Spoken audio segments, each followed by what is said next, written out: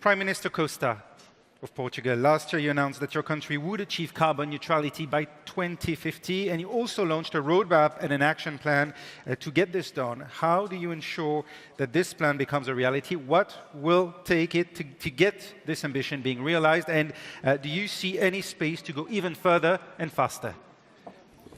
Eh bien, merci pour votre question. On s'est engagé à mettre en œuvre l'accord de Paris par une feuille de route qui a pour l'objectif d'atteindre la neutralité carbone en 2050. Mais on a aussi des autres engagements. En ligne avec l'initiative du Royaume-Uni et du Canada de Past Coal Alliance, nous on a pris l'engagement d'abolir la production d'énergie avec du charbon jusqu'à 2030.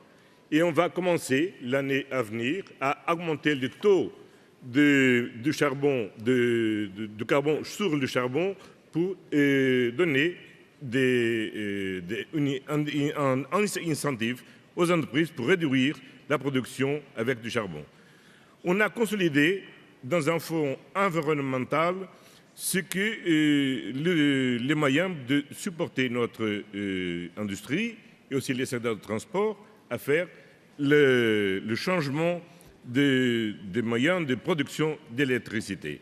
Comme vous le savez, le Portugal, c'est un des pays qui a atteint déjà un plus haut niveau de production, d'incorporation des énergies renouvelables dans sa production.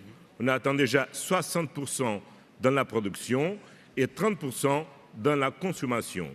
Donc, on a déjà, l'année dernière, assuré 4 jours où toute l'énergie consommée dans les pays a été produite par des énergies renouvelables, soit l'hydraulique, soit l'éolique, soit le solaire. Et donc, il nous faut poursuivre l'investissement dans les énergies renouvelables. Il y a un autre secteur clé, c'est le secteur des transports. Et c'est pour ça qu'on vient de lancer, avec la France, les Pays-Bas, la Costa Rica, l'Alliance pour la neutralité de l'énergie dans le secteur du transport. Et on abritera à Lisbonne, en février, la première réunion de cette nouvelle alliance qui ont fait un partenariat aussi avec l'industrie. Finalement, notre engagement poursuit aussi au niveau international, et notamment sur un sujet clé, c'est le sujet des océans.